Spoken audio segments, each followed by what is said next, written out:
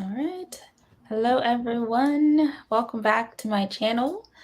It is the last week of Camp Nano, and I'm excited for one because then the live streaming will be over.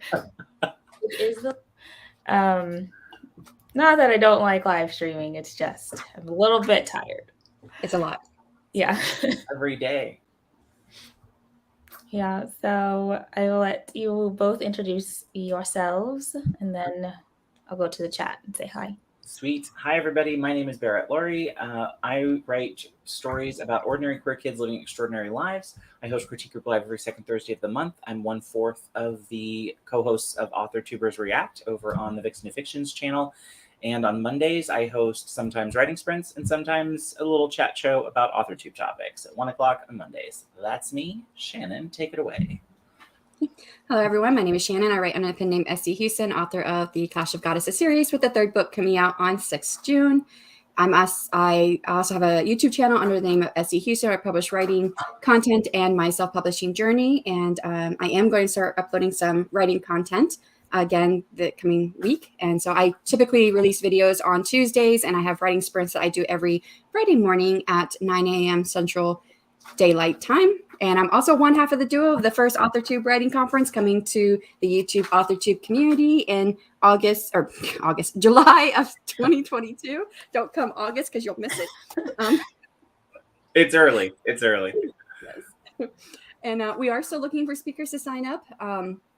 Anyone who wants to talk about writing and or publishing. And even if you don't want to be a speaker, if you know someone who would be an awesome speaker for this conference, please reach out to them and let them know about the AuthorTube Writing Conference.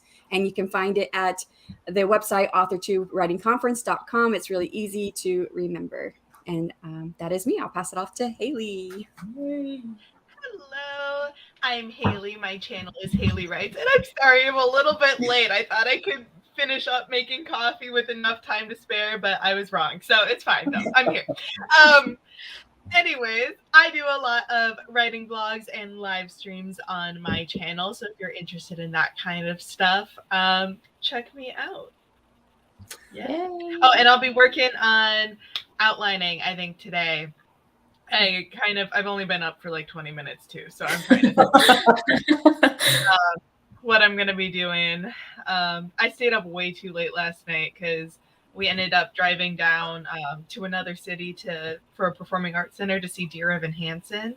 Oh, one of my favorite shows. Is my favorite show. I love it so much. And it was been on my bucket list. I've been obsessed with the soundtrack since it came out, but I haven't been able to see it because it hasn't come to a place near me in Wisconsin. And so it was going to be here 2 years ago in 2020. It was in COVID season. So They rerouted and it was here for just 5 days. And we barely managed to grab tickets because I didn't even know it had been rescheduled until like this week. So it was really like a last minute thing. But I was like, there's no way I am missing it when it is only 40 minutes from where I live. We're going. Absolutely. Yeah, but that means that I didn't get to bed until like almost 1 a.m. So it was for a good cause, though. It was for a very good cause, but that is why I'm a little bit delayed in my what I'll be working on kind of thing. Because I did finish my outline for the book I'm going to be starting next month when I'm on my retreat. But I think like I just need to read through it again and maybe try to plug it into a couple different ideas and see if it lines up with stuff. So we'll see. But yeah, that's kind of what I'll probably start with while I drink my coffee and wake up. Well, to anyone out there listening, the movie was good. But if you can see the live stage show for Dear Evan Hansen and you know anything about mental health or you go through mental health at all in your life or dealt with bullying or anything, go see Dear Evan Hansen. It's amazing. I don't think I've ever heard of it. Oh, it's just look up the music at some point and incredible. The other one that I would say for anyone with mental health, that's one of my favorite Broadway shows, is called Next to Normal. And I love Next to Normal. So good. You'll be in tears. Like it kind of goes to the thing I'm going to be writing on today, which I'm going to ask the audience for help on what to decide. But it is about a mother dealing with grief, and there is a character I can't tell you, it'll give it away, but go see it, because you think something's happening throughout the whole play and they reveal it, or the musical, and they reveal at the very end that it wasn't what you thought, and it was incredible. And it's a song that you'll be crying, or at least I was. And that's one too where we had a student group put on Next to Normal, I think my freshman year, and I ended up not being able to go see it, but like I saw some of the some scenes and stuff occasionally because I was friends with some of the people who were doing it. So I didn't get to see it all the way through. So that is on my bucket list to see all the way through, but I love the music so much. Yeah, same. It'll shake you to your good. core. So there we go. We've hit on musicals this morning. Zara Hoffman, if you're listening, you're welcome. Richard. Hello, Richard. Yay. I'm waving at Shannon even though she's here.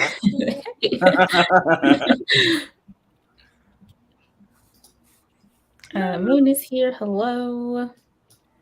And no, I have not. No, she doesn't sleep No. during Nano months. Just hangs upside down from the ceiling like a bat. I 30-second clip. Yeah. all of that. Hello, Cool Gamer. Loving the visual aids, makes a newsletter sign, waving heart happy. All the merch. Good evening. Evening? It's now morning. She's like, I have to be here this early, so I don't think she might not have slept. It's not even dark outside. What's going on?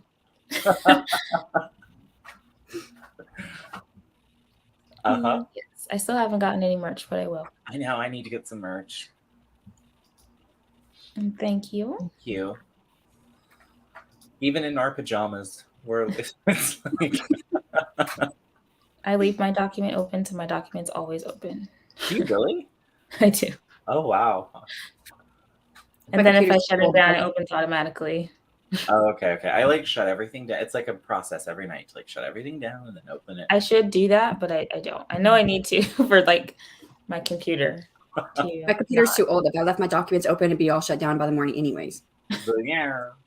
Yeah, it does that.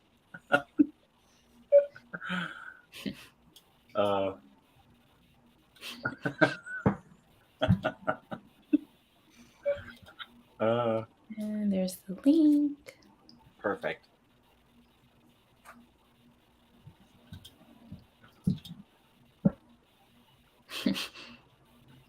No, Richard, you're gonna help. I'm gonna ask you, but of course, it is definitely not gonna be middle grade. I don't think any situation. I see we're all delirious this morning. Oh my gosh. Yeah, same. I mean, I close my laptop. I leave my tabs open for the most part, and then I remember to do it like once a week or something. But then I'm like, but I'm gonna forget to do something that's on my to-do list because this tab is open for this specific reason. Yeah, like I need all of them open to remember what I was going to do for a while. When Ricky was like, you don't need. He there's a commercial where like it's like, are you like your parents? Yeah, and they print things off. They print things off of the internet. Yeah, and he's like, you don't need to print this internet thing. So Ricky saw my tab and he's like, you don't need to do that. He's like, you can just hit favorites and save it. That's what I do. I was like, in a file and organize it. And ever since then, a whole new world. Now I have 80 million folders of 40 million tabs. I have no idea what they're for. But I don't have a bunch of tabs open. I know. Bless. Good morning. What a sunny picture. Yeah, I love it. I love all the flowers. Yeah, that's really fun. Right. It kind of matches with Morgan's dress. Yeah, all the flowers. Cool. That does. It's very springy.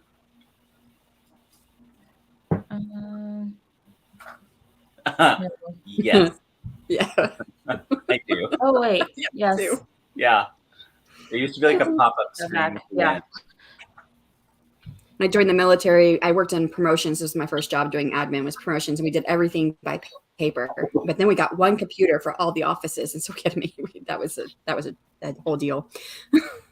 One computer for promotions? Yeah, for the entire base at Fort Lewis. They might have wanted to invest a scotch more. I know it's all automated now because we used to have the forms that we had to fill out by hand. And then even when we had the computer, we still had to fill out the forms and then put it into the computer. And now you don't do the forms anymore. But that's since I left the military. So. That's a lot. Oh, yeah, same. Mine too. Yeah, I'll never get through it. Good Hi. morning, Carrie. I haven't seen you in a while. How are you?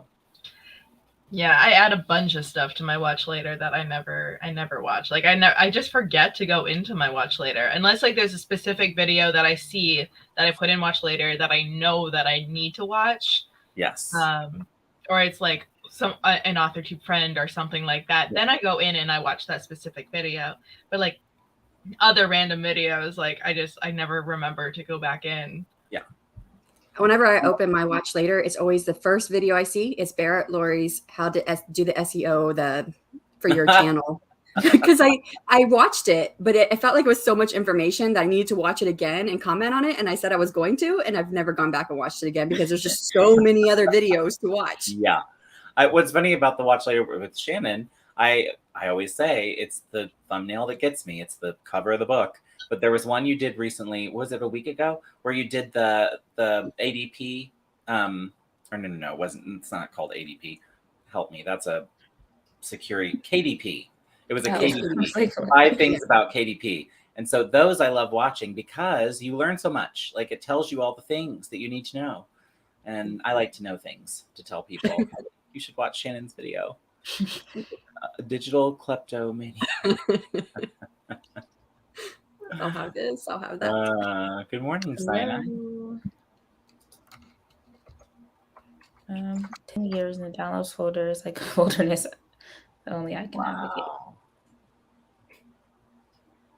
Fair. I need to invest in an external hard drive. I'm not very organized, and I need to learn to back things up better. Me too. That was I've loved having that because I can take it anywhere, so I don't have to have my machine to work. Go to clean out my watch later. I might as well try by the mix of. Oh, that was the other thing I was going to say. Exactly. I'll open it and be like, when was I going to make a 1-pot vegan chili, like out of some kind of old cheese? Like, when was I going to do that? But yeah, same.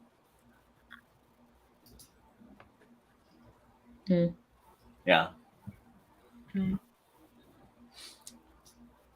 All right, let us get started with our first sprint. 20-ish minutes on the clock. And then we'll come back and chat. So happy sprinting, everybody.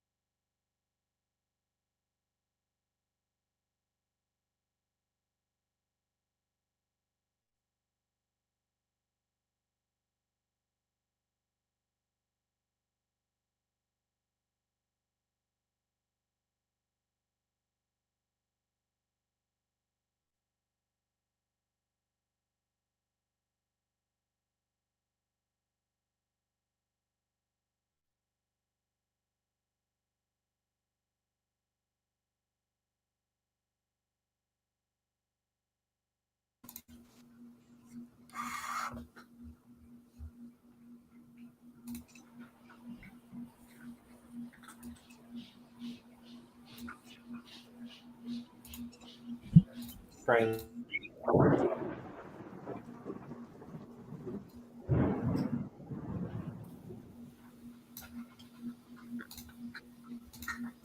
Not supposed to be in here.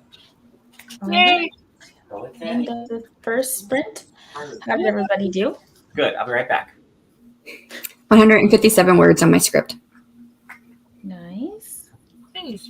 I was just going through my outline, adding in more details here and there. There's a couple chapters where I just had like very, very basic things. So I'm just trying to fill them in a little bit more, come up with some more ideas for what can happen in specific chapters. Yeah, just like expanding on plot things and plot holes and what haves yous. So, and then waking up, of course. Still a little fuzzy in my head, but we're getting there. Let's see. I wrote 741. Is What? rising. And an Emerton's perspective. So yay. Yes. Sorry. No problem. A little miscommunication on where who's supposed to be taking her potty. What I miss? What everybody get done? How did you do? Good. I wrote a little bit. I was going to read it and then ask people which way I should go. Okay. So tell me when you want me to do that. Do you want me to do it later when we get closer to the next sprint?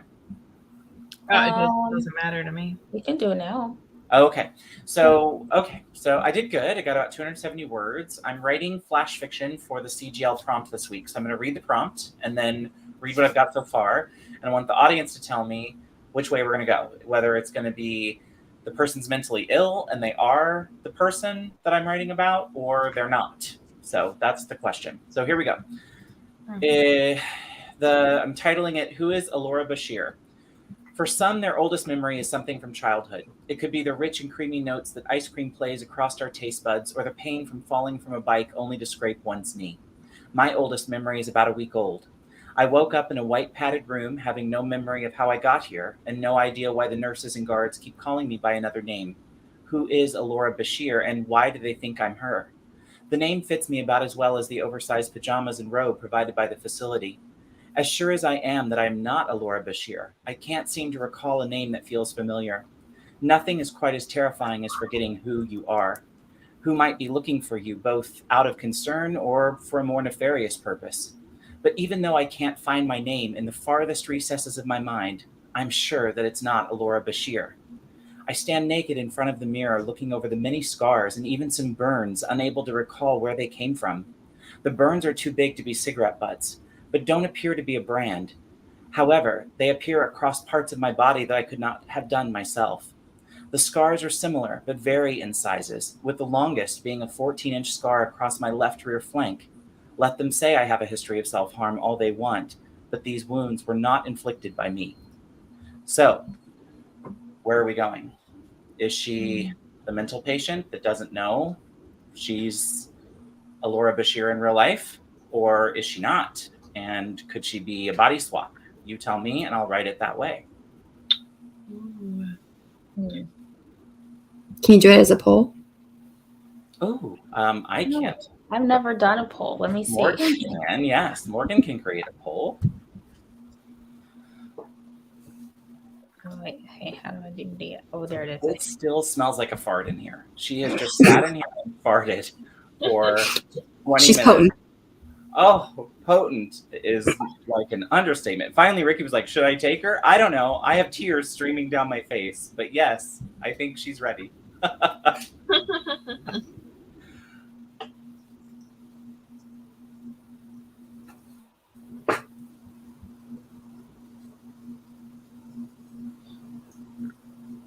Okay, so she is, or she's not? Is or isn't. Yeah, just she is the person or she isn't. And then I'll write it that So a way. mental patient or a body swap. Yeah. Or even a person swap. I mean, it could even be like, I don't know how I'm going to do this in 700 words, but I guess I could make it like the government stole her identity and, she's a spy or something, you know what I'm saying? Something like that, where it's like,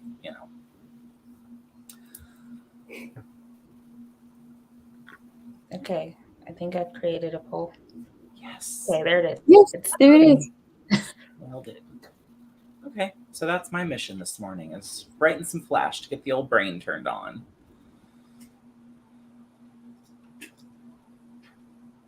Let me see. And then I'll say hello to who came in. Laura and Stephanie came in during the sprint.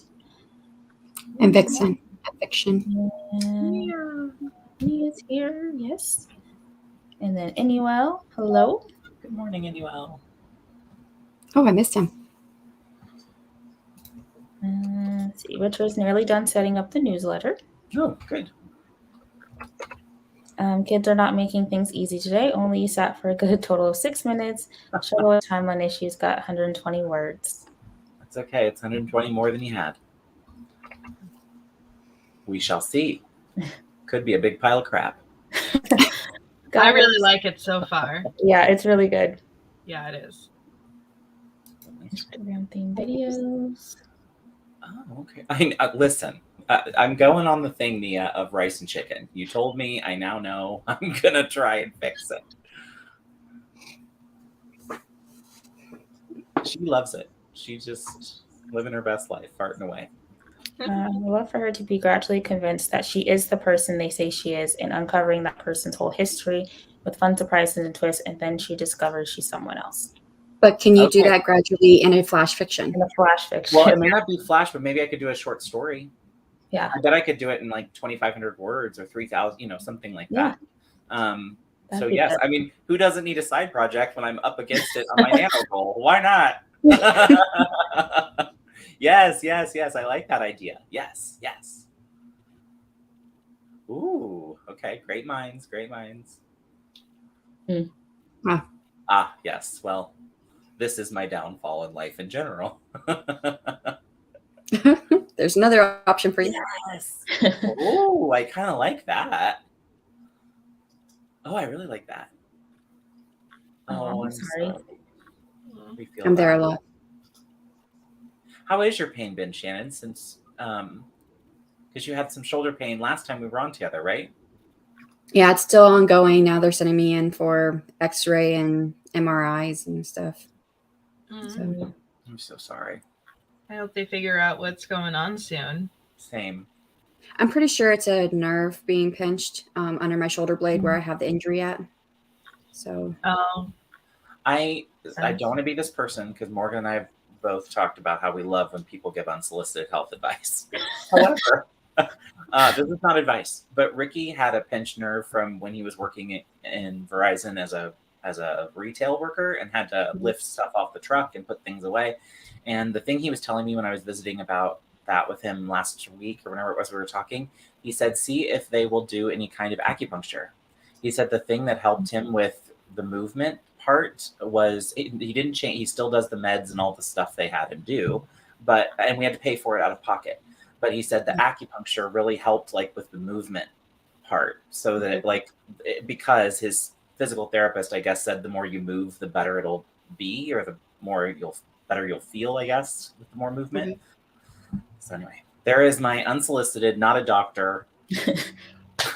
Stick pins in your arms; it'll probably work.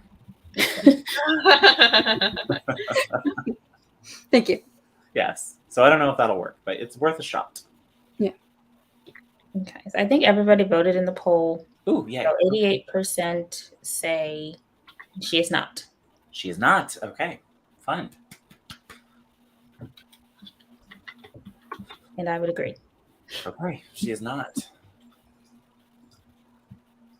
I feel like there's more tension in that, right? Because you as the reader sit there and wonder the whole time, like, oh my gosh, what would it be like to be stuck in a hospital and no one believe you? And like, yes, all of that would be. Let's see. I'm just scared of acupuncture. I don't like needles. I have tried it once. It didn't work for my particular situation, but once we found out what was going on, it wouldn't have worked regardless because my wrist was really, really weak, which I had damaged it when I fell down the mountain, but my ankle was worse. I had 2 surgeries on my ankle. So this I kind of just ignored for a while until I just couldn't write anymore because I like to handwrite. And so I tried acupuncture because it hurts all through here. and it didn't help. But then when they did surgery, they found out I tore my TFC, which is a tendon that cannot be healed because there's no blood flow. So that even if they sewed it back together, it would just fall back apart. So, and they said, yeah, that acupuncture would never have helped. It doesn't fix the TFC. So. Oh my gosh. Okay. I would say for digestion, it helped me, Morgan. If you know, I have done it a few times for digestion, and it's helped. And the needles don't hurt. I thought they would. No. Mm-mm. Yeah. No. It's on my bucket list to try acupuncture. I have never tried it before, but I'm very interested in it. I'm a big fan of the digestion, at least for me. For that, it helped when I was having long periods. It was on my lower belly. So so like you laid on the table, and then it was basically just under my belly button kind of region. And then I turned over, and they did a few on my back, which were supposed to be for my kidneys. To like get my kidneys moving more. So, and then I drank a bunch of juices and bought a bunch of stuff and just went way down the rabbit hole. So, ground did she go?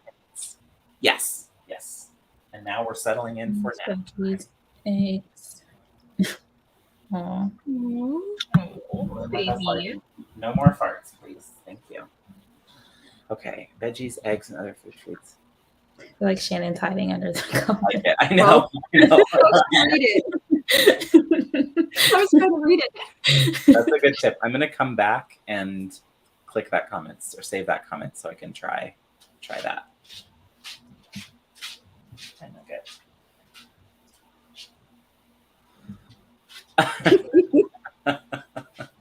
My favorite was yours. What was funny to me was Richard was doing this yesterday in one of the streams, might have been mine, and two of the other people in the chat were in the poll as well, and he's asking them to vote for him. He's like, Jenny, vote for me. And then Adrian's like, pretty sure Jenny's book is in the poll too. I really want to kind of save his because we don't have many male author tubers. And so if we get his, and yes, I know he's going to be the first Brit. That's what he pointed out. I'll be the first Brit, Red. But we don't have, it's the same thing I'm facing with my self-publishing tips and tricks series that there aren't a lot that we know of who are males. We don't have a lot of males who are publishing books in the author tube community. Mm-hmm. Yeah. I mean, I'm trying to think. Yeah, I guess you're right. Ben's going self-pub, isn't he? Mm-hmm. I think so, yeah. So, but the tuber book club is for any author tuber, so it doesn't have to be self-published or trad. It could be either one. That's what I'm assuming anyways. I haven't seen any rules against that. It just says tuber book club for author tube books. Mm-hmm. That would make sense because author tube is both trad and self. So, right. Mm-hmm. But we're dominated by females. Yeah. Mm-hmm. Tiffany, same. If I couldn't see them do the needles, if I couldn't see the needles, and if they would knock me out.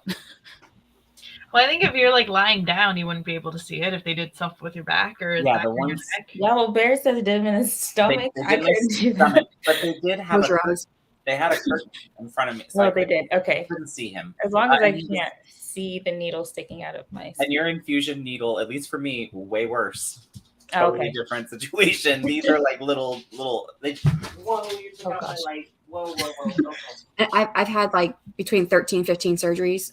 I can never remember my exact number, and so of course I've been poked with a lot of IVs and everything like that. And the needle poke from the it's nothing. You don't even feel it really. I mean, every now and then you might get like a little like they might have got close to a nerve and you feel your nerve jump, but you don't feel the needle.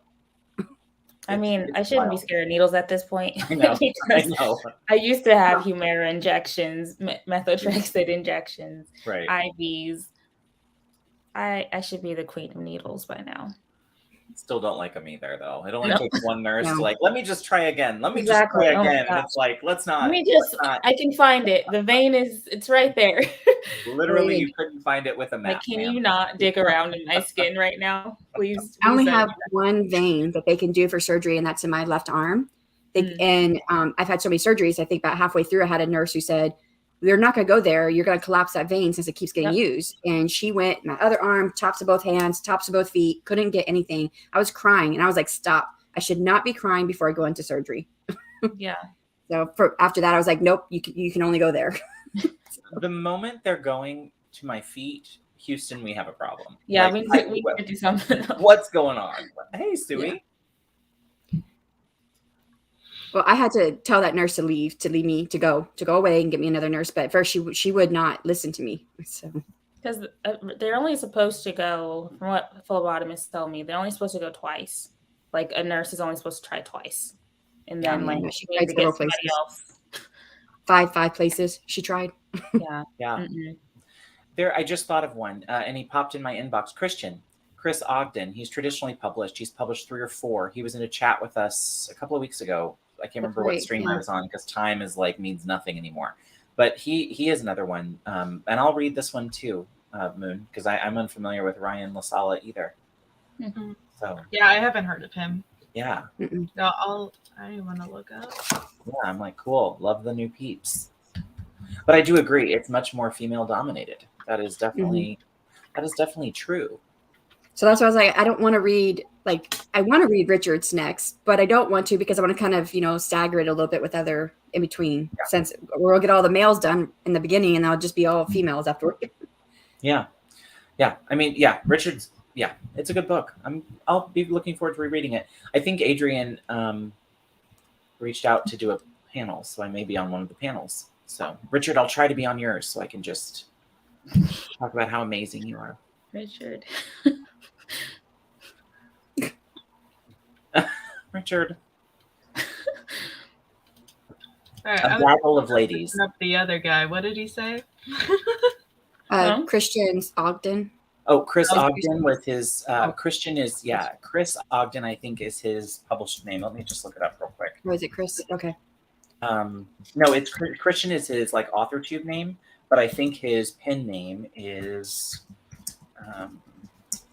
sorry, let me do a Google. I'm just yes. Chris Ogden is his pen name. Gay and lesbian romance, young adult. Yes. Okay. Chris Ogden, Ogden. Looks like he wrote The Pastor's Son, Great Minds, Resurgence, and Dead Among Us. All of them trad pubbed. I mean, we're having another author tuber who's male. He's more of a book tuber than author tuber, though. Peter, I don't know how you say his last name, though. It's he's on our list. Yeah, it's an O name.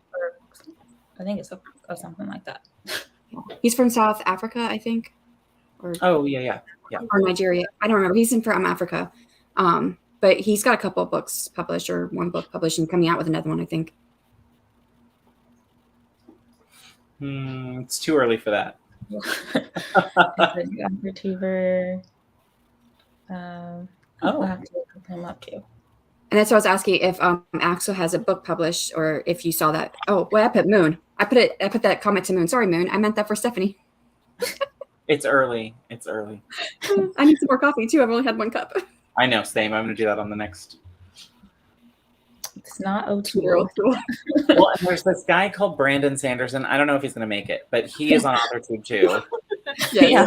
We'll see what happens with him. There's a Steve who's traditionally published. Steve something. I'll have to look him up. I have him under my people that I'm subscribed to. So he's another one. He's got several books published. Well, and I think Kevin's published too, right? Didn't Kevin get a book published eventually?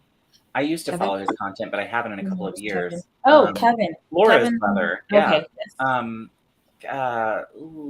Help brain. Kevin Nettles?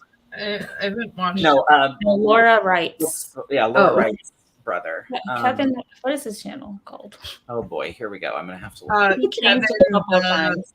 The writer or something. Yeah, I'm subscribed to him. I think it's just Kevin the writer, but I don't know.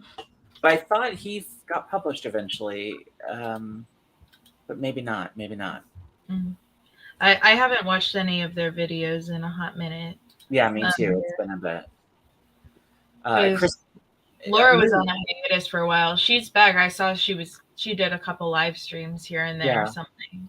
Well, and Moon is kind of connected with them because Moon did their Nano event where they like share Nano stuff, because I think Kevin and Laura organized that and she was included. So Moon may know the skinny on whether Kevin was published or not. Look at us. Like, this is bad when we're like digging. She did say, no, Kevin the writer doesn't have a book out. Oh, in the chat.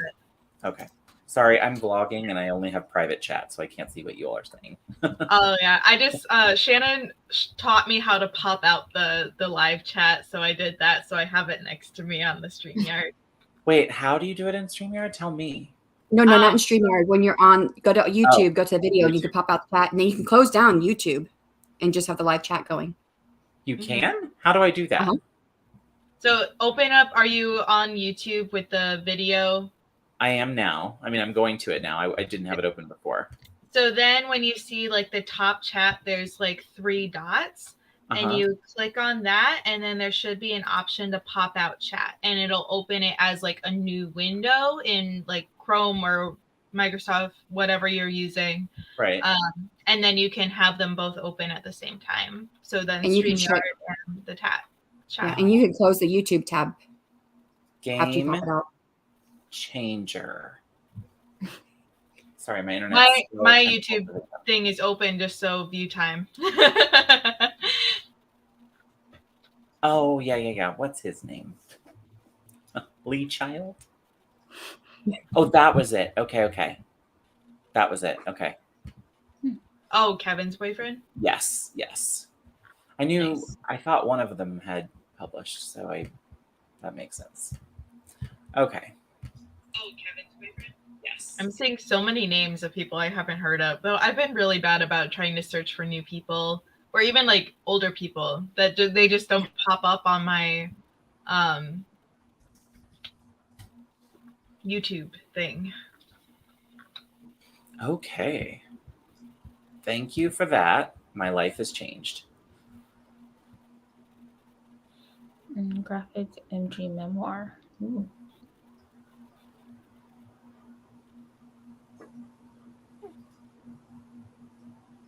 Had no idea. Learn something every day.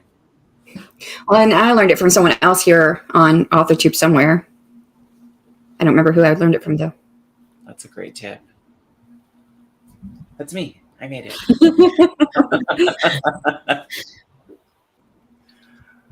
All right, ready to go into another sprint? Okay. Yay. Okay, 20 minutes on the clock. Let us get sprinting. So happy sprinting, everybody.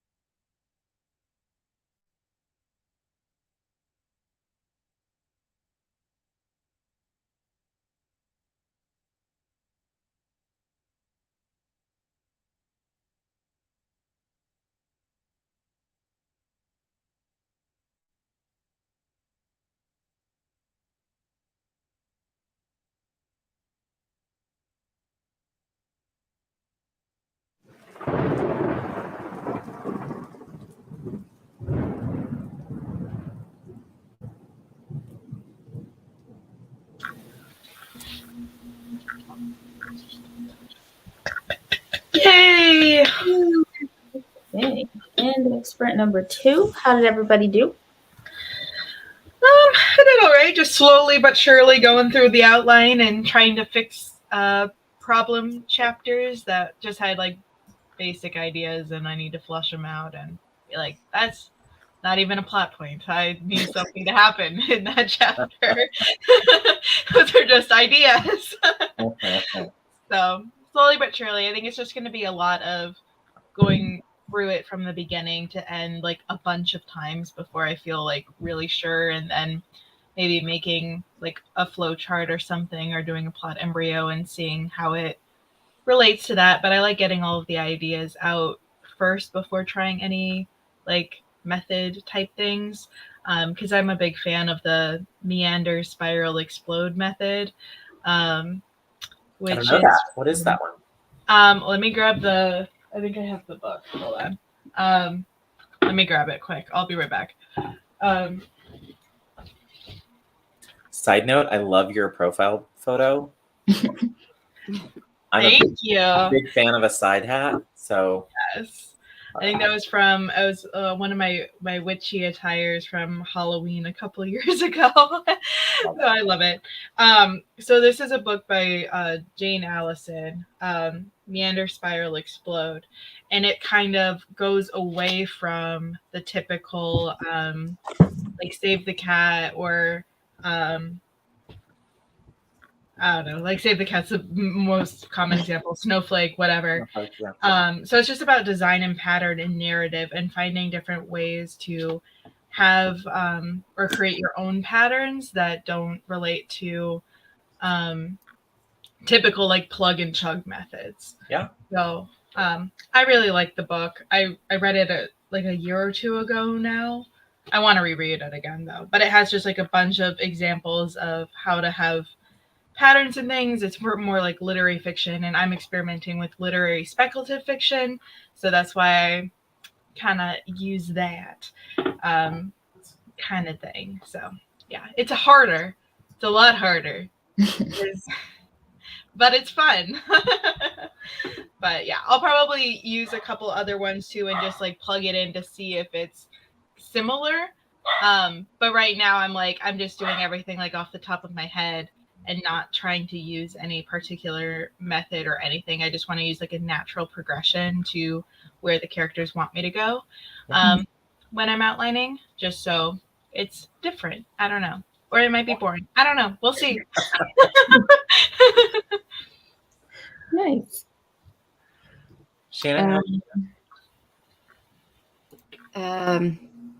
I lost it. I think it was like 349 or something around there. I had it highlighted, but then I decided, well, I'm gonna go write some more words right now because I want to try and get the script done. And then I went off the highlighting, and I don't remember what the number was. You did well. We'll just say I did Yes. well. I did well that sprint. I did well. Yeah. I got another 270 words, so we're at like 570, and I'm liking it. I'm going to try to fit all of what Moon was saying. My challenge is I'm going to try to fit all of Moon's stuff into 1,000 words or less. Like I'm like, can I figure out how to do all that and that? I don't know, but we're going to try. Nice. So, Moon, I think you grow as a writer by pushing yourself to do those things. Yeah. And there is also, I think, the thing of like, or at least this happens to me, where I want to do all the ideas. Like, oh, I have so many great ideas. Let's put them all in this one thing. Yeah. And it's like, no, don't. What is that? Me? I don't know what that was. What just happened? I have no freaking clue. It was your sound effects for what you were saying. I'm like, I think it was Morgan. I think Morgan's been taken over. Morgan, you're muted too. The Russians have taken over I Morgan's think she's account. muted on purpose at the moment. Oh, okay. They're all the last. I was watching comedy yesterday. I was watching Three's Company yesterday on Pluto TV. So it was still on, and all of a sudden it decided to play. So that's what that was. That was Jack Tripper doing something. I don't know. On But three. it was on a different screen, so I had to find the screen. Oh, that's Perfect media hilarious. effect to go along with what Barrett was saying. Yeah, I'm gonna have to find that clip of the vlog and like record that chunk because that is going in. I love Richard's. What in tarnation? This is why I shouldn't have all these tabs open. Okay. I don't know what you're saying anymore. But And like I wrote some words too. I wrote 296 that time. uh, Oh god, that was funny. yeah. 331 for Annuel. Nice. Editing a scene ended up adding 510. Good job. Love it. 369. Way to go. Spent a good part of the time trying to find a place where I would be more comfortable and have less back pain. Oh, Wrote 36 words. 36 words. so sorry, Cyanide. And then the link for the book. Okay, Shannon. Yeah. Yes. Heating pad, maybe? Speculative fiction is not. Just anything that's not literary, basically. Yeah. I always thought Margaret Atwood was speculative fiction. Does that count? Yeah, she's considered speculative. Yeah. Okay, that's what I thought. Like Margaret Atwood, kind of. So I define it as, and I wrote this in the chat too, that it pertains to anything that alters from normal reality. So sci-fi, fantasy, magical realism, fabulism, they're all subgenres of the overarching umbrella term speculative fiction. And in my MFA program, they said it was anything that made money. That's what they used it very derogatorily. Yeah. So. Because making money is bad? Yes, because you're supposed to write for the love of writing, not for the love of money. And I said, I never chose fantasy. I actually had to tell this to a couple of people there in my MFA program. I didn't choose fantasy to make money. I chose it because it's what I've always loved to write. Always. Mm-hmm. Yeah. I mean, when I was 9 years old, I wasn't thinking about making money about it. Yeah. Well, I was. No, I'm just. No, I feel that too. Well, and that's why I consider myself like literary speculative, is because I could write anything that alters, because I just love altering a little bit from reality or having something magical or something that's not quite like it seems. So like magical realism and fantasy. But like I use a lot of literary, not tropes, but like literary things. So it pertains kind of more towards literary fiction than it does typical genre books. Yeah. Because I try not to follow tropes or anything like that. I try to come up with all my own shit. Not that tropes are bad. Tropes are awesome, and I love reading books with tropes in them too, but that's just why I define myself in that way and use the umbrella term, because I could write anything that is different from reality kind of thing. Yeah. Another idea is that you have literary fiction, which is character driven, speculative fiction, which is plot driven. That's another way that I was told in my MFA program. Oh yeah, and mine is completely character driven. I am obsessed with this chat box situation. I know, right? This is a 70s laugh track, no less. I was sitting there like, this is not even like a recent laugh track. This is like not a How I Met Your Mother laugh track. This is from way back. Oh yeah, there's Richard. I was waiting for it. Proper literature. Yes. I just don't get the hate for genre fiction. I don't know. I didn't know it existed until I went to my MFA program. I mean, well, and like the term literary fiction wasn't even invented until 1960. So like before that, like everyone was still using tropes or having like things that were kind of speculative or not speculative. And I mean, I guess like because the rise of sci-fi didn't really happen until the 50s. So I think that was when like the first like off-spin like really started to take form between things that were ultra realistic and things that weren't, because of the whole early like mid-modernism with the rise against romanticism. And so like the ultra realism started taking place. Like you wanted everything but the kitchen sink in literature. Yeah. As well. And so then as soon as things started to get a little bit more speculative, then we had more of a divide. Yeah. But I don't know. I think like now, like we need to put it back together again. Yeah. I think it's just a marketing thing, and then people took it like way too far in terms of like saying that genre fiction isn't art and all this other shit. And it's just like, no, like everything is art. Like there's just like there's gonna be good art, there's gonna be bad art.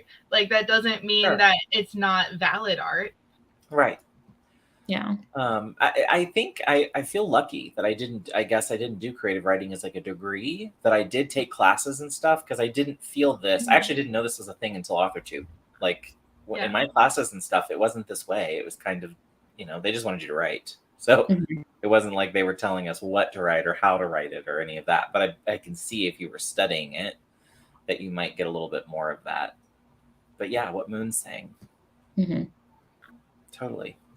In my undergraduate degree, I took some creative writing classes, and there was one teacher I had who, no matter what we wrote, he never liked anything that was fantasy, sci-fi, or whatever. It was only what I now know was literary. But at that time, I didn't know the difference. I was like, why does he like that story so much? This story over here was so much better, and that one is boring. That's what I kept thinking. Right. And it is later that I realized, he must have been one of those who liked literary fiction only. Yeah. That was kind of like my creative writing professor in my undergrad was very literary / nonfiction focused. So anything that was deterred too much from reality, he just didn't really like. I mean, he tried, but like it was really funny because in my capstone class, because I did fiction for my capstone, and he was the only fiction professor, but he did primarily creative nonfiction and fiction, but he taught them both the same way. And so I mean, I definitely learned a lot from him in making my prose like more realistic, but in terms of like, he was like straight out like, I hate fantasy and I hate speculative and all this stuff. And it was hilarious though, because like almost everyone in my capstone class wrote speculative fiction. Like there was like only one person who wrote like more kind of realistic stuff, and it was really funny because you could just tell like he was trying so hard. But he just couldn't with some of them. I mean, also some of the stories were a little bit of a stretch, but most of them, at least, I don't know. It makes you wonder what that next generation, because I'm assuming all of you guys in those classes are the next generation of teachers, right? Or you'll be the people, or in theory, a lot of those people in MFA programs, I would think, would end up being the next generation, teaching the next generation. So I hope that next generation that writes more speculative or stuff like that will embrace it more and not be so snooty snotty about it. Right. Well, this was in my undergrad. Oh, that was undergrad. Oh, okay. Yeah. So I'm starting my master's though this fall, and that was a problem I came across when I was researching and trying to figure out like which MAs or MFAs I wanted to apply to for creative writing, because I definitely didn't want to end up being caught in a school that was snobby towards what I wanted to write and all that stuff. Yeah. The one I ultimately chose, like they love like hybrid stuff. In terms of like multi-genre and experimenting and that kind of thing. So I think it'll be a good fit. Or at least I'm hoping. I'm like crossing my fingers. Mostly once I get to them, but because some of the professors have published in different genres. I don't think any of them had done like a sci-fi or fantasy, but like historical fiction and some other stuff like that. So we'll see how it goes. But yeah. That was one of the biggest problems I came across, was just figuring out like, because most MFAs are still very much literary snobs.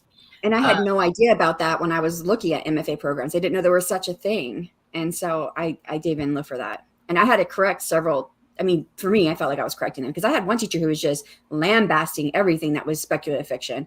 And I finally said, I need you to stop because this is what I write and I don't see it the same way as you do. Mm-hmm. Yeah. I'm just shocked by it. You know what I mean? Because it just seems very narrow-minded for a degree that I would think would be just the opposite, or where I would think the goal would be like, write whatever you can that you're inspired by. I don't know. The closest I can in undergrad, I had a literature class where I had a professor who didn't love fantasy, and her mission was like to give me stories that were not. And some of them are my favorites, like St. Louis author Kate Chopin, The Storm, which is a great short story about an affair, and it all unfolds in like 2,800 words that just grips you. I used to give that to my students to read. Yes, I like it sometimes. Such a great story. You know what I The mean? Awakening was a book that I had them read too, but many of them didn't understand it, so I stopped using that one and went to Fahrenheit 451. Yes. So, but I never would have found that if that professor, and it was sort of, but it wasn't like she was trying to correct me. It was just sort of like, let me show you, you know, something that's based in reality that still has some of the fantastical elements that you love. And anyway, so that was all. I think that's a better approach to come at people with like hey, let me show you something different, you know, than instead of like, you're wrong. Yeah. I did have one mentor who wanted me to read more literary fiction, and she went out of her way to find literary fiction that she thought, or speculative fiction that she thought was literary fiction. And that was a lot of Margaret Atwood. Totally. Yeah. Yeah. Because that's the thing is like, it's so funny to me. Like if I go on like Goodreads and stuff and you look up like a literary fiction list, like they put like Harry Potter and like Lord of the Rings and some like epic fantasy books like in the literary fiction list. And I just think that's so interesting because like if you go to like a program or something, like they're not going to consider those. Like, and I don't know how accurate Goodreads is by any means. But I mean, it goes to show that things like are changing, and the people in higher ed and who are teaching and all that kind of stuff kind of have to adjust to it, and they haven't been yet. But I agree with Barrett, like it'll be like the next generation type of thing. And like I'm going into teaching in higher ed probably for fiction, so like I'll be there. I'll support whatever people want to write. And stuff, because I'm speculative all the way. But yeah, I agree. Like Margaret Atwood is a great example, and I think Joyce Carol Oates too is a great example of how they're considered literary fiction, but their stuff is technically speculative. And I think they're a better example than like J.K. Rowling with Harry Potter and stuff, because I don't really like Harry Potter, the prose at least. I love the movies, but yeah, I couldn't get through the first book because of the prose, but that's just a me thing. I'm not touching that. I know how people get about those books, so I'm like, I'm just not touching that one. I'm gonna leave that to Haley. You take that heat. Yeah, I'm sorry. I'll be blunt. I won't defend it as hard as I would have in the past. Yeah, well, that's true too. Yeah. Like, maybe if I managed to get through the first book in 4th grade when I first started it, but I couldn't even get through the first book in 4th grade, and I only read magic books and stuff when I was a kid. So I guess my preferences have stayed pretty similar, I guess. I don't know. I tried again, though. I tried again recently. But I guess the fact that I tried again after getting a degree in English was probably not the best idea. Yeah. I love Moon's question. Can we pop that one up? Because I'm curious too. I loved Alice Hoffman's books, but I'm not sure because I think, would it be speculative fiction? I've never read it, so I can't weigh in on this one. Okay. Practical Magic. She wrote the Practical Magic books. Practical Magic is like was it the movie, like the same as the movie? Yeah, okay, It's that's the base, but I think that's like the 3rd book, Shannon. I feel like there's a 2nd or 3rd book in the series, and she didn't release them in order. Or I think that's right, Moon. Correct me if I'm wrong. But I was wondering because it is based in like, I don't know. I always thought they were kind of magical realism, Moon. So I would think yes. I don't know. They have magic, but they don't explain. Yeah. Well, I don't know. I would consider them speculative fiction. I think it's like kind of in between urban fantasy and magical realism. Yes. Because magical realism is very much like you only take one thing that's like a rule of physics in reality and you change that. So like Tales of Death Foretold, I think is a great one. That's magical realism. They're usually like very, very literary in terms of stuff. It's just like there's something off about the reality. Borges has a bunch of magical realism short stories that I have his books somewhere that I studied, I think my freshman year of college. He's really good. But yeah, so I would say it's more towards like the urban, because urban fantasy is definitely more where it's like set in our reality, but you have like witches and demons or whatever. roaming about in our normal day-to-day kind of life thing. Yeah. But I haven't read it, so I guess it depends on like how literary it is, if it would be termed magical realism. There's also a new genre called fabulism that's starting to replace magical realism. And I talk about this in one of my videos actually, because I did a workshop on fabulism, and like the real like divide of it is because magical realism it started from a German artist, like visual artist in Germany. I forget like what year it is, but then they started associating the terms with Latin American writing primarily, just because, but theirs was more realism. It's just that because of their culture was very magical, they started calling it magical realism and associating the same term with it. So now people are starting to call, if you're not Latin American, fabulism instead of magical realism, just because of appropriation and things. Well, that's but I'm not. What?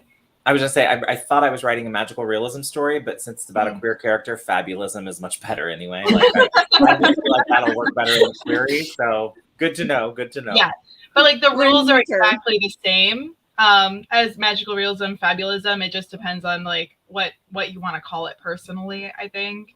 I don't know too much. I wanted to do more research about it before I like take a definitive stance on it, but at least from the woman leading the workshop, she was like, yeah, there's really no difference. All the rules are the same pretty much. It's just that they wanted to open up, though. It's interesting because like magical realism, like it really took off in Latin America, but it took off in a lot of other countries and stuff with a lot of different ethnicities, and they all called it the same thing. So I'm not really sure if it's a worry for appropriation thing that they started calling it fabulism, or if it's just like a new term that's popped up, or eventually that there's going to be a bigger difference between the two. So for like categorizing and stuff, but I don't know. I think it'll be interesting to see how that turns out as we go forward. Yeah. Thank you for explaining it. And thank you for the recommendation, Shannon. Although there is a, we were talking about, sex scenes earlier in a different stream. Yes. So there's one, it's actually more of a rape, I think, but it's kind of weird how it's set up, but it's male, female. So you're going to want to skip that part. Okay. But it's all about back during Neanderthal days when there was Neanderthals and there was humans, and a human girl loses her parents and she's adopted into Neanderthals, and she's looked at as being odd because she doesn't look like them. Interesting. Okay, cool. Look at us like sharing story, like read this, read that, new terms. Like this was the stream to be, friends. Yeah, and I just wanted to pop up the wilderness. Okay. I think this is an author tuber. I think that's what she's saying. Oh, okay, good. And I'm glad I brought that up, that there's not a whole lot of males that publish books, because I'm learning so much more now. Yeah, and then there's another one. Yeah, that's true. Benjamin T. Milnes. I love Ben. Yes, Subject of Trolls. He does videos of each of the chapters, and they're hilarious. He reads them himself. Wow.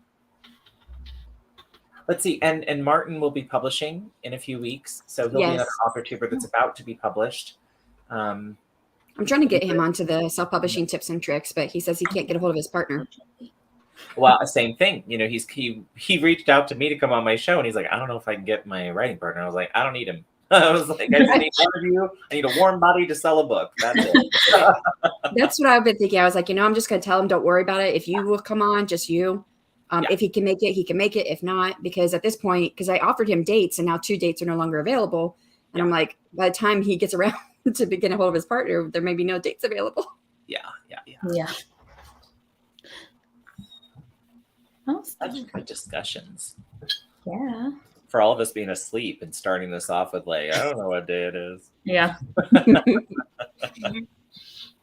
Or even what time of day. I thought yesterday was Sunday, and I was like, why am I working? Like, oh, it's Saturday. Never mind. I'm right there with you, because I was thinking, okay, tomorrow I get my book back from one of my beta readers. My book goes on sale. And I'm like, oh, wait, it's only Saturday tomorrow. Sunday's not Monday, because Monday I have a bunch of stuff going on. Well, and Ricky saved me from being late to this because I was like, he was like, "What time is your stream?" I was like, 1:00. They're always at 1:00 on Sunday. And then he got on and he was like, "Nope, 8 a.m." I was like, "Are you serious?" He was like, "Yeah." He was like, "Aha, okay. Thank you, husband." I wish I had someone to keep track of my schedule. That'd be so Me nice. too. Well, I It's know hard. because I've missed a few of these. I've been tardy for the party. Oh, So he's like my backstop checker now. got you. Makes sense. That's nice to have, though. Gonna take Yeah. what you can get. He's good for that and a tax, joint taxes. So take the benefits. I set a lot of alarms for this morning, especially going to bed so late. I was like, I have to get up early for work, and so then I'll go to work at 7:30, and stuff. So I was like, I know I can do it, but because I was just up so late, I was just so out of it. I was like, oh man. I'll be right back. I'm gonna say bye to Ricky. Oh my goodness. We should probably jump into the next sprint. Sounds good. Okay, so 20 minutes on the clock, and then we will come back and chat again. So happy sprinting, everybody.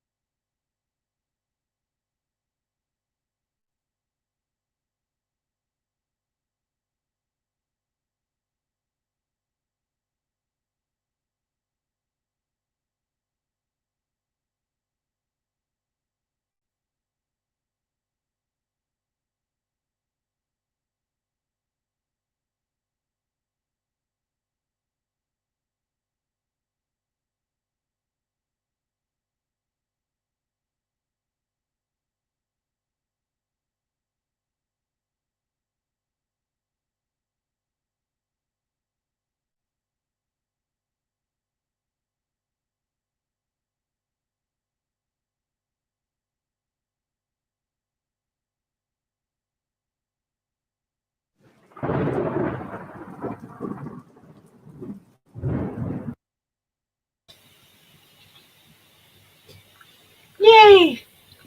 Yes, end of our sprint. How did everybody do?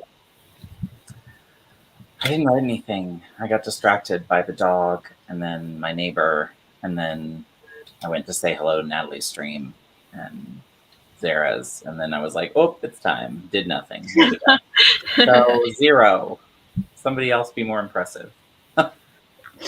I came up with a new ending for the book.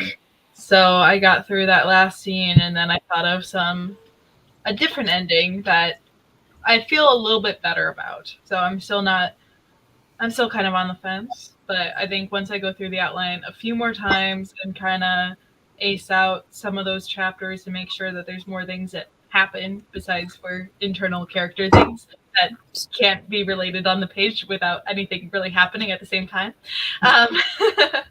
then we'll it's getting there. It's getting there. So I'm happy with it, though. I think I can definitely work with this next month, even if it changes as I go and stuff. I at least have like a good sense of where it's going, and where it's starting and things like that. So I at least have something to work with when I'm in Colorado. So that'll be nice.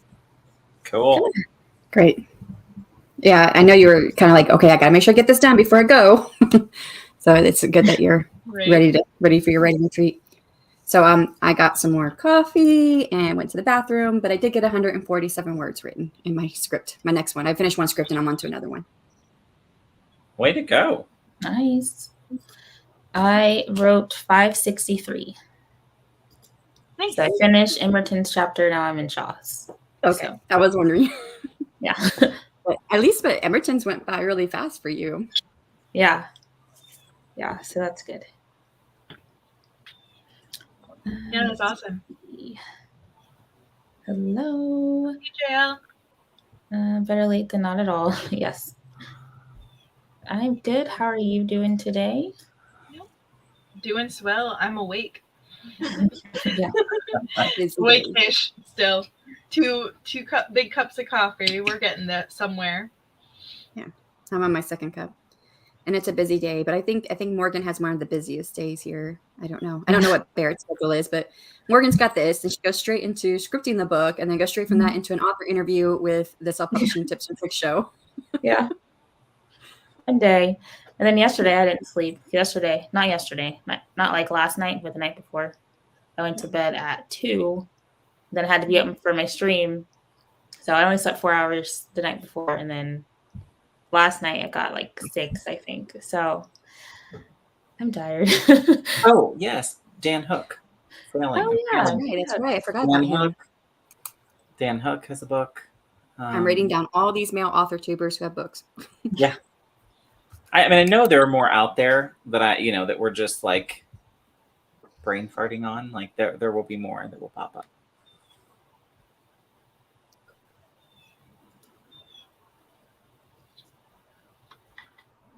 Yeah, I like Dan. Dan's editing Richard's book right now. He does. Ricky thinks he's so handsome. I think he is too. Ricky's always like, "Oh, I think Ben's the hot one," and I'm like, "You're married to me. What are you talking about?" He already won the prize. I think one more, right? Or do you usually do 4? Yeah. Yeah, we'll do one more. If everyone is good with doing one more. Totally. Okay. Hello. I might get breakfast during the next one. We'll see. I'm I starting don't know to what you said, but it sounded like you said, I'm going to get pregnant on this next one. I said get breakfast. A lot to do in 20 minutes, but I mean, I will have a food baby. I'm a bit tone deaf, so I hear things wrong sometimes. Oh no, you're good. You're good. I'll have a little food baby during the next sprint. Got him from the mall. Nice.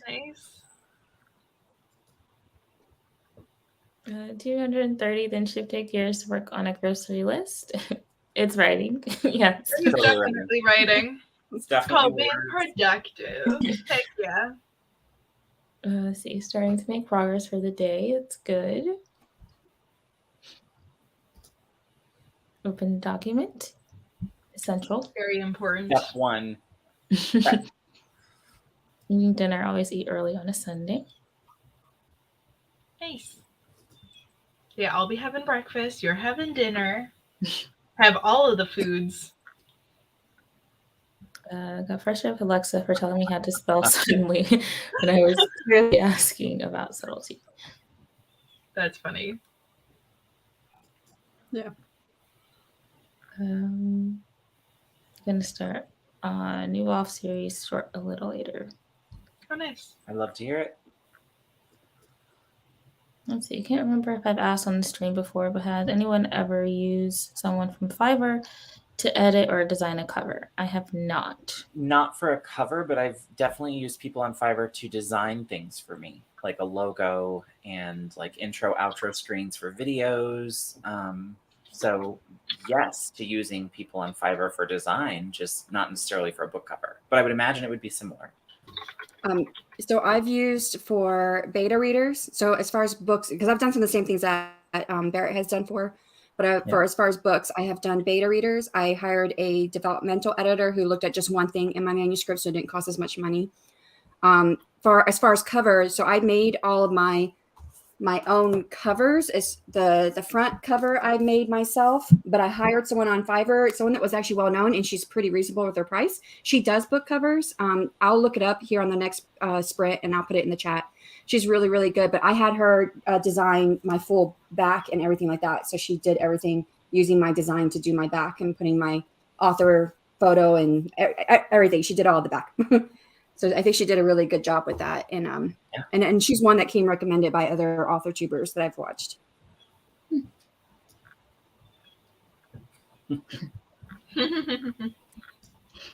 Made tea, played with Loki, chatted with Sarah, got links for scripting the book, and still stream hopping. You're on a stream. Like you're stream Yeah, hopping. she's streaming on Sarah's. I was like, you're on Zara's because I was just there. So you're doing better than I did.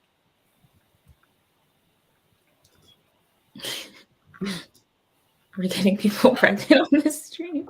Yeah, I was like, whoo. It's a lot for the morning. Well, you guys got to see my tone deafness in action. Baby Edgar. Oh, lay back down. It was just a sneeze. You're fine. Oh, I'm so sorry. Let's see. Oh, the 17th.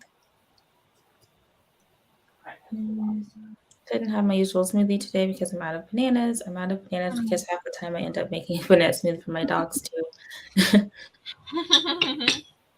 I'm here. I'm sure they appreciate that, though. They absolutely do. So nice. Let's see. Hire an illustrator on Fiverr to do the illustration for my book cover. Yeah. Nice.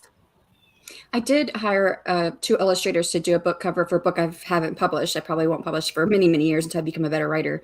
And that was back in 2018, and I liked both of them. It's actually in my video about cover design. I've mentioned, I think, both the people there, I think. I was looking to hire a narrator from there, but I couldn't find anyone that I liked. Colin Clark. Yeah, but Shaw's, that wouldn't be Shaw's accent. See, my book cover was blank when Received or recommended? I don't know. I wasn't final then, but I was all right doing that part of it. So mentioning on blurb, I also hire people to do my blurbs. I should, because I don't like my blurb for either book. I write my blurb. That's what I send to them, but I don't ever like them, and they do so much better than I do. I feel like blurbs are hard because like you have to write about your book, but also about yourself. Yeah. And I did hire 2 people to write my author bio, and I didn't like either one of them, so my author bio is mine. I guess nobody knows you like you. At the same time, I hate writing about myself. I would definitely want somebody to write a blurb for me though, because I feel like, oh, as long as they read like the whole thing. I feel like sometimes they don't read the whole thing and then it's like weird.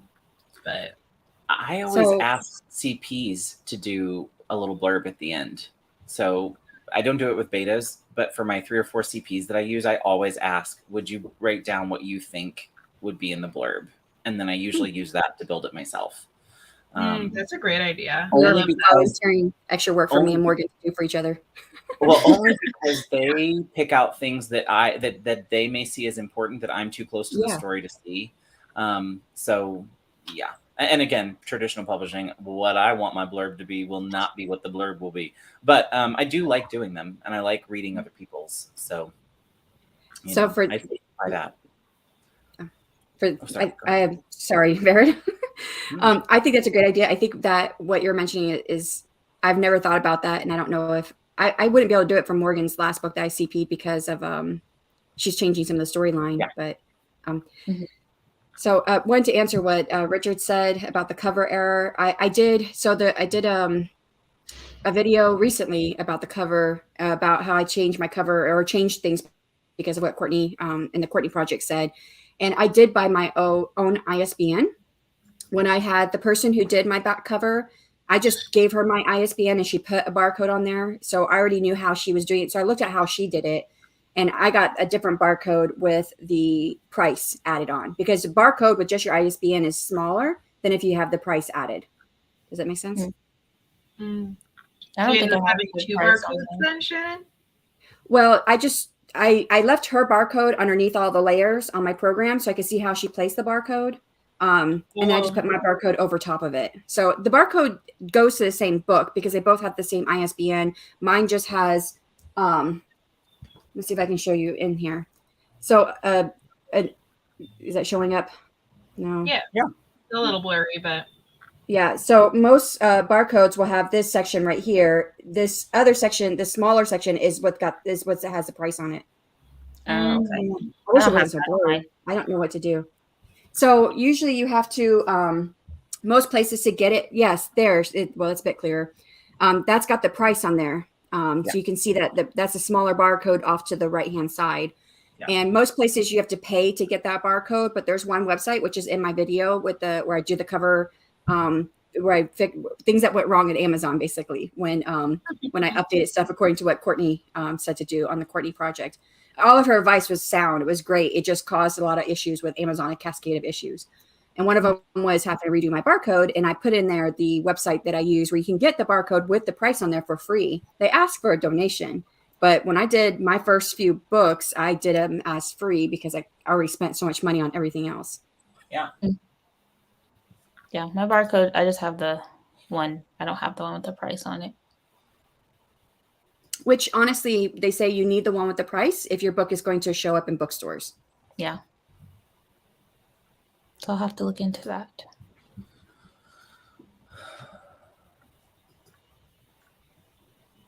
Yes, it was an awesome idea. Yeah, it's not mine. I had a writing instructor that said we do that with each other. So, and I just have stuck with it. So, but like you said, your reader may pick out something you hadn't thought of that was important to the story. Usually they do. You know what I mean? Usually they find something that I would have overlooked, and usually de-emphasize things that I emphasized, if that makes sense. So, Yeah. For the blurb, I just use the to Save the Cat has a blurb formula thing. So I use that when I wrote my one for Seed Among the Thorns. Yeah. I mean, that's okay. It's not like bad, but I don't think it's like great. Blurbs are hard. Yeah. I've yet to write one, but I dread it when I do. Oh, it's not that bad. It's really not. Oh. Yes. I'm glad. I just document what I'm doing along the way, and hopefully it helps somebody out there. I think the thing I appreciate most is your transparency. I've watched a lot of author tubers talk about books being released, and it's just funny how it's easy to play with words and say things like I've sold a certain number of books, where I really appreciate when you say things like I had X number of downloads and sold this number of books, because it just makes it more realistic. I've had a couple of people who watch bigger author tubers who say things like, well, I released and I didn't have those sales. Maybe if I had 2,000 followers, and I'm like, that has no, I'm like, they're saying sales, but it could mean download, or, it could mean they're not actually selling as many as they're telling you they're selling. So I appreciate that. So. Yeah, it does make a big difference to me, because I'm looking at, okay, well, downloads is not money in my pocket. Right. Totally. Yeah. It's a big difference.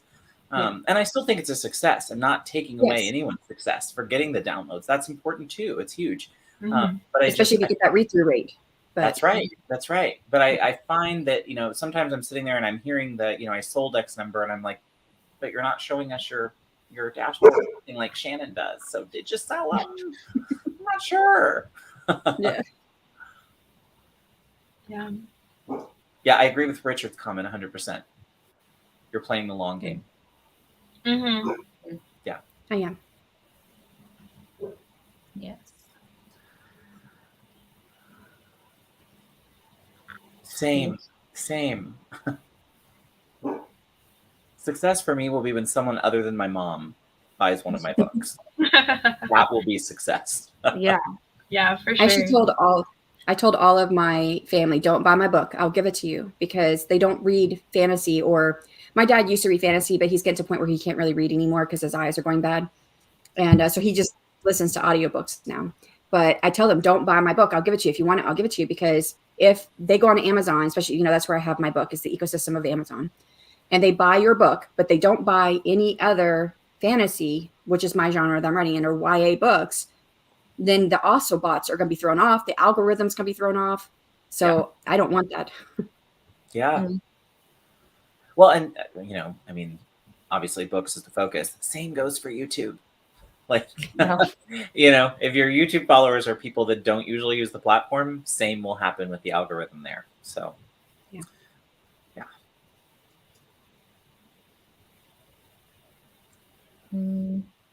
yeah, just giving it to them. Yeah. Oh, so I'm gonna be like, no, go and pre-order and buy those, because I gotta cut the earn out. But yes, yeah, same. Yeah, especially if I know they're not going to read it. I'm like, what is even the point of you even having this book? Like, I appreciate the support, but maybe you can just tell your friends or something, so I know you're not going to read it. And I have several family members who don't believe in non-female male relationships. Like, they are not. Yeah. So I've told them directly, don't read my book. It's not for you. Yeah. You'll have a scene you may not like. Same thing. When I know they won't watch movies, if they know there's a gay couple in there, I'm like, don't read my book. And they're like, but we want to read your book. It's about you. You're our family. And I'm like, yeah, but you won't even watch movies with scenes like that. So skip my book. So trust me, reading it is deeper.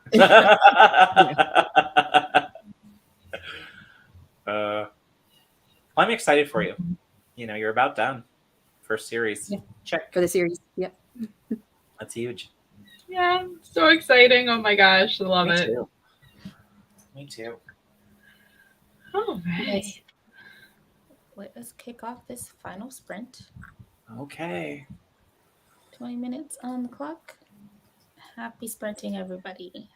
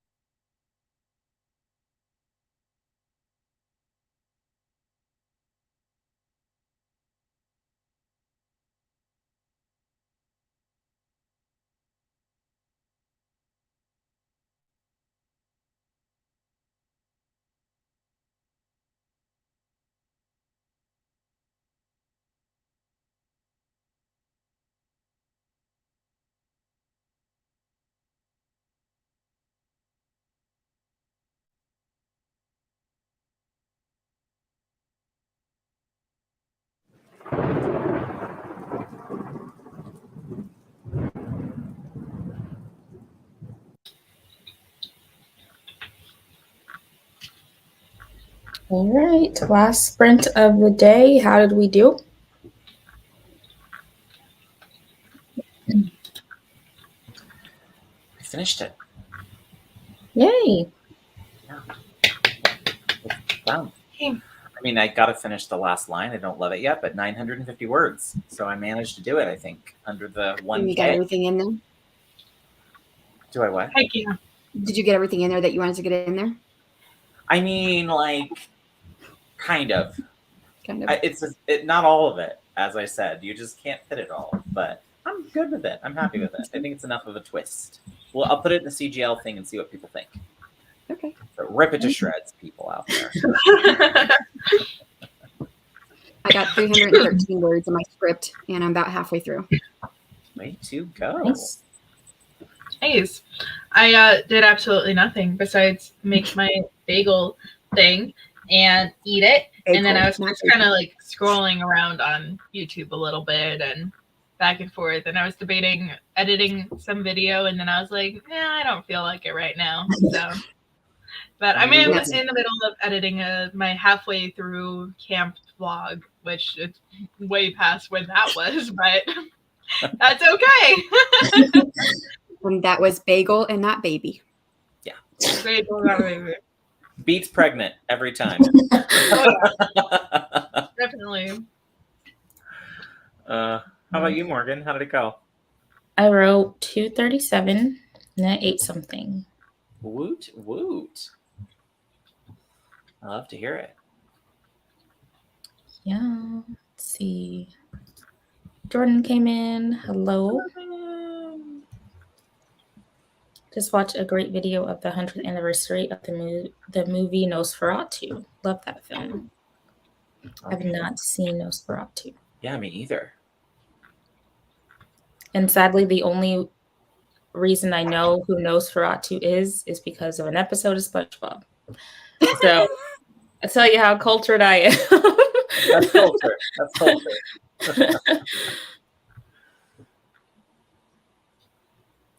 I'm 14 September 2, CB. Same. Ooh, Same. fun. September 16th. Virgos unite. The young people. Well, listen, I'll take young. Keep say that all day long. 252. Good job. I'm over here like, I'll be 24 next month. Oh, to be 24 again. I know. I was buying my first house when I was 24. Maybe 32 next month. I was paying way too much rent in DC at 24. But actually, for most of that year, I was deployed out to Kuwait. Okay. That's pretty major. When to jump on the sweet. All right. Good seeing ya. Keep your momentum going. 94. Good. 14. Cool. Good, CB. Oh my gosh, CB's the day after mine. That's too funny. Well, CB, we'll have to celebrate together. I'm officially older. So. Oh, it's so much fun, Laura. I would tell anybody to join them if they can. I did. I probably should have said no when they offered that date, because that was the day that we did our AuthorTube and AuthorTube panel, our AuthorTube and AuthorTube branding panel.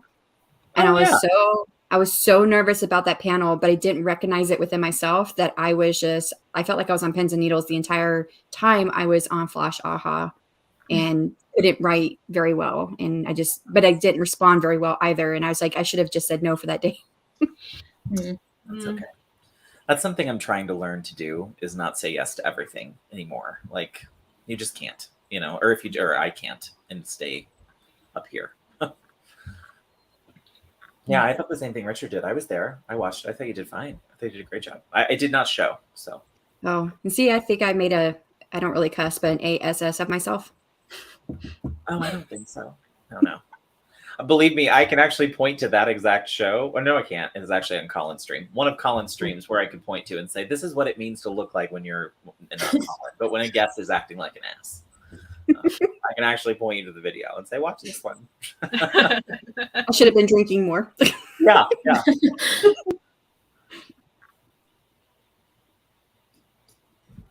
Oh, Richard, I see you. And I hit show. Why isn't it showing? Yeah. There it is. I had a hit show on that one too, but there was another one right before that Richard put up there that was something about ironing, I think. Yes. Did you have to okay that one too? I had to okay that one. I was like, I don't know why that one I had okay. It didn't seem like it was anything, unless they're just pointing out Richard now as the one who's going to make the back comments. Flag this guy. Richard's been flagged as trouble. All the trouble. I'd say the cats that ate the prawn crackers probably flagged him.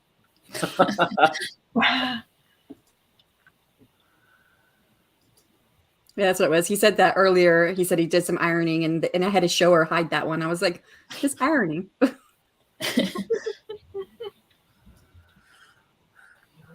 Snoring away. I had a 3-year-old too. I don't even know what I was doing when I was 24. I think I was in the middle of a flare up. That's fun. No, it wasn't fun. But yeah. Well, yeah, that's the end of our stream today. I'm in shadow band. Oh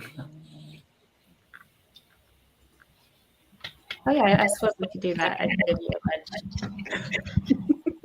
bunch. Now I feel like I could do with a glass of wine now. I'm like, it feels like it should be way later in the day than it actually is. I'm like looking over the clock. I'm like, it's almost 11. Yeah. And I feel like it's time for bed. I love that energy. It's 11 o'clock and I need a glass of wine. I need a glass of wine. Okay. That's my mood right now. I actually think I have one like under my desk. Even better. Like, because when I was doing my 5 o'clock streams for a while, I was calling them happy hour ones, and so I bought like the little Shutter Home like small glasses of wine, and I just realized like I think like last week, because I was cleaning up a little bit, and I had like a pile of books underneath my desk on like a little shelf thing, and behind it I had the thing with the Shutter Homes, and I still had one left, and I didn't realize I still had one. So I was like, dang, I could have that. One of the things they told me in AA was like, if you find alcohol hidden around your house, you might have a problem. So, and I did. I had lots of alcohol airplane bottles. Well, between my house and my parents' house, because they own a liquor store, we have tons of alcohol because they continuously give us alcohol. Here, try this. This is new. Try this, and we have it all sitting on top of our refrigerator. And now it's spilled over to the counters because we have so much of it. You gotta have a party. You gotta have a rager, Shannon. Yeah, true. If I knew people. An offensive rager. All right, so we are going to wrap up for today. So I got 30 minutes until scripting the book. Go take your break. Hi, Tulip. Oh, Around your joint. Hi. Oh, yeah. Yeah. See? Yep. Brunch. That's true. I could have it with my bagel. Well, I just finished my bagel, but I could call it brunch. Yes. So you can't have wine with your baby. That's when people start to like frown. No.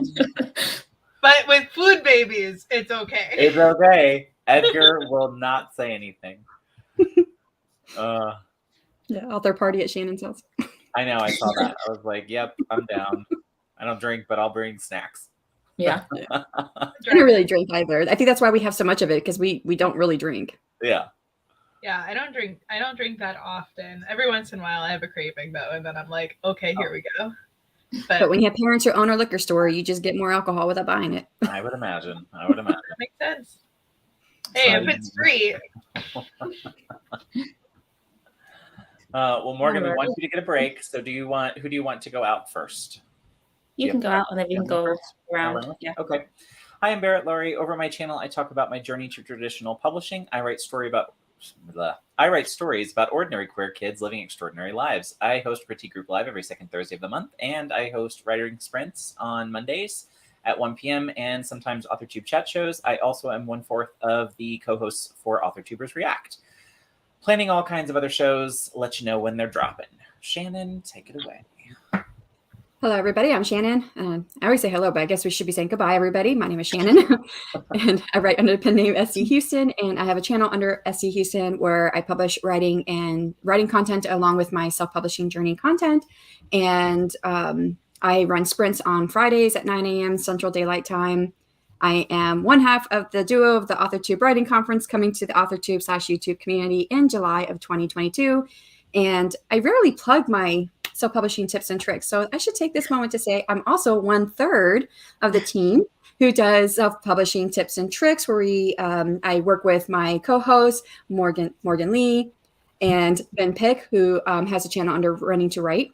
And we interview indie authors who like to share their self-publishing journey, and then with their marketing efforts and a little bit about their writing life. So I learn a lot from that show, and it's kind of the reason why we put it together. So we want to learn more about it, and so that's our goal, is to get more of that information out to everybody. Yay. All right, and my name is Haley. My channel is Haley Writes. That's Tulip, who's leaving me now. She saw people walking outside the window. That's what she was barking at. And I stream on my channel every Monday, Wednesday, and Friday at 5 p.m. Central. I also post writing vlogs, though next week is going to be my last week live streaming for a month, because I will be going to Colorado on a writing retreat where I'll be starting writing a brand new book, trying to get 50K next month. So kind of another NaNoWriMo right after camp, but well, it's all good. It's fun. It'll be good. So I'll be vlogging that as well, and I'm calling it Writing in the Wilderness or Author in the Wilderness. I haven't quite decided. Whichever one sounds better. I don't know. What sounds better? I like the alliteration with writing. I like the alliteration too. I was going to say the same thing. Yeah. Plus, I haven't technically published one of my books yet, so we'll just go with Writing in the Wilderness. NaNoWriMo. Yes, definitely NaNoWriMo. I was like, in my last vlog, I was kind of like debating. I was like, is it, I wanted to know what the names for the prep. The prep, sure, the April-ish prep, Or March prep. Well, April, you have Preptober before NaNoWriMo. And so I think you were trying to figure out too how to do the March. How do you March prep March? I don't know how you do that. Prep. Do you guys know? Prep. I tried to look it up because I thought I heard someone say a name for it before, but I couldn't find it anywhere. I feel like preparch sounds like a venereal disease. So we need to work on that one. We got to come up with something, but we're writers. We can do better. Well, I thought it reminded me of like Prepone or Grapone, whatever. That mustard. Yes, that's what it reminded me of. Preparch. Parch. Yeah, so many options. Yeah, it doesn't have a good ring to it. Than Preptober has such a great ring to it, and the other ones don't, because we have March for April camp, and then I have April for May camp, and then there's June for July camp. So yeah. Prune. Well, that's the one before July. We're pruning our stories. Come and prune with us. Stay regular and prune with us. Right? Oh my gosh. Oh, someone take us off. Preparch, prune. Oh, okay. Kate says, I agree. Preparch. Yeah, I was wondering about that in my last vlog. I was just like, yeah, I don't know what it would be, but it confused the hell out of me. I was just like, I was so out of it. As soon as I thought about that, I was like, dang, this threw my whole day off. Well, you couldn't tell in the video. I thought it was a really well done video. Thank you. Yeah, I felt pretty good about it. I was experimenting with my new phone and everything, so it's a good time. I'm excited to get back into vlogging because I haven't done many vlogs in a while and I miss vlogging. So I might end up this summer doing less live streams just so I can do more vloggy type things. We'll see. We'll see what happens. Because I won't have a job this summer. I'll just have a bunch of weddings to go to. So we'll see. And then I'll be moving for grad school. So I'll be moving to Indiana. Oh, Yay! Yeah, so I'll be moving in August, and we might take a trip right beforehand and make a bigger thing out of it. But we'll see. We'll see how that works with like moving beds and stuff with trips. I don't know. But exciting stuff coming up. Blog away. Blog away, yep. All right. Well, thank you all for joining me today. Yeah, I'm still streaming every day till the end of April. And I won't be streaming in May at all. But scripting the book is happening at 11:30 Central, so in 30 minutes. We're talking about Bridgerton season 2 and the Viscount, or I would say Viscount, it's Viscount. Viscount who loves me. So yeah, that's what's going on with me. And thanks for hanging out with us. And we'll see you next time. Bye.